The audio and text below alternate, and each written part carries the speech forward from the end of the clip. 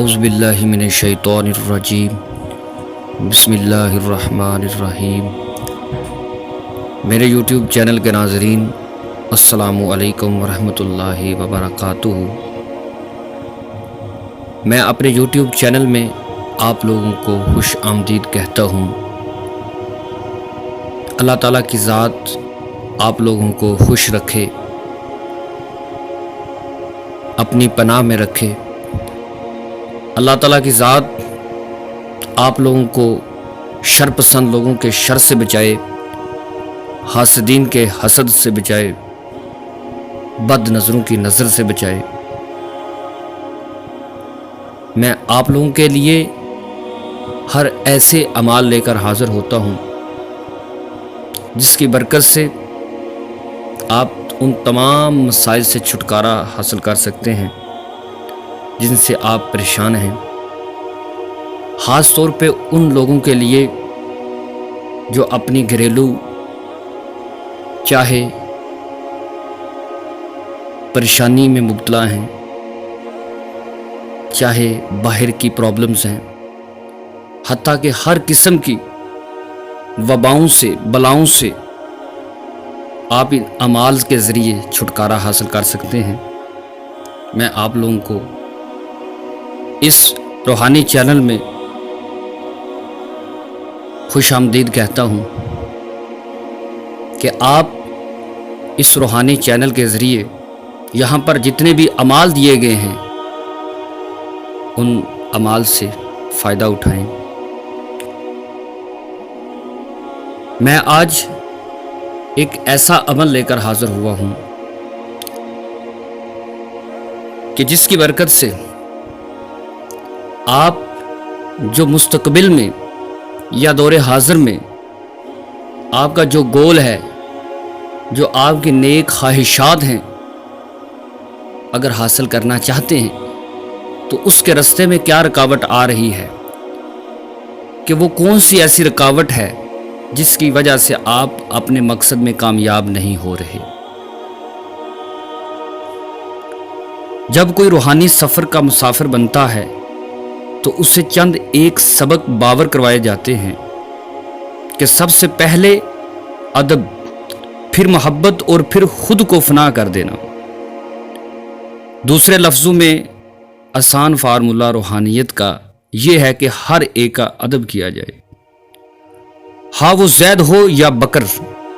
پھر ادب سے اگلا مقام آ جاتا ہے محبت و عقیدت کا، اور وہ کسی خاص دل پر محبت کا آشکار ہو جانا۔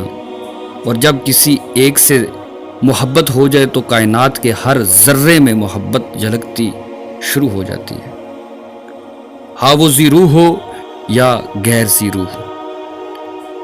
محبت کا خمار ہر چیز پر حاوی ہوتا ہے۔ اس کے بعد اگلا وہ مقام آ جاتا ہے خود کو کسی خاص کی محبت میں مٹا دینا، مطلب اپنی انا یا اپنی میں کو ختم کر کے اسی ہستی کے آگے سر تسلیم کر دینا۔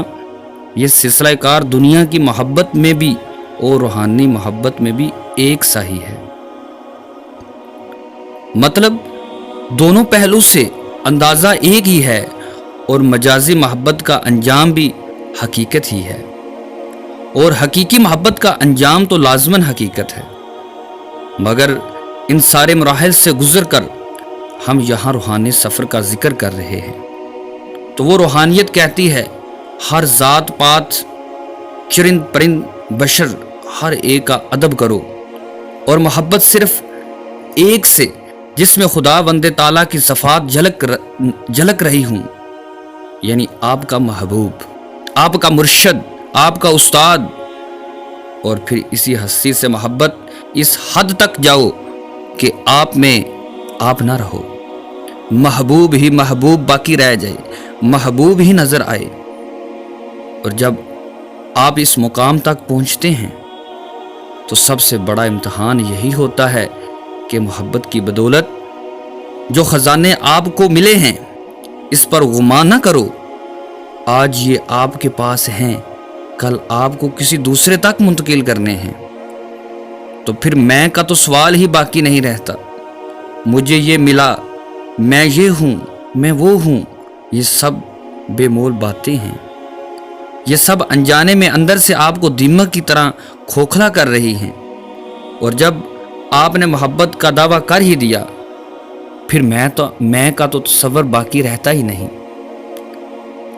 اگر میں یعنی انا باقی ہے تو مطلب آپ ابھی تک مکمل طور پر محبوب میں فنا ہوئے ہی نہیں ہیں۔ جوں ترقی کے مراحل طے ہوتے ہیں تو میں کا عنصر زیادہ بڑھنے لگتا ہے، اور اگر اس کے سر کو ساتھ ساتھ کچل دیا جائے تو گزرتے مراحل میں کامیابی مقدر بن جاتی ہے۔ ورنہ راہ گزر میں پیچیدگیاں سر اٹھاتی رہتی ہیں، پھر لوگ کہتے ہیں لو جی مرشد نے ابھی تک کچھ دیا ہی نہیں، کب سے اس کا پلہ تھامے بیٹھا ہوا ہوں۔ بھئی پہلے خود کو صفائی ستھرائی تو کیجئے، پھر محبوب کے راستے سے ہوتے ہوئے اس حقیقی محبوب یعنی خدا وند تعالیٰ کے راستے تک پہنچنے۔ بزرگ حضرات اپنی زندگیوں کے نچوڑ کہانیوں میں واقعات کی شکل میں بتاتے رہتے ہیں۔ انا سے بچیں جب آپ ترقی کے مراحل پر ہوں، ورنہ صفر ہوتے دیر نہیں لگتی۔ جزاک اللہ خیرہ۔ مجھے نیکسٹ عمل کے لیے ابھی تک اجازت دیجیے، میں پھر حاضر ہوں گا۔ اللہ حافظ۔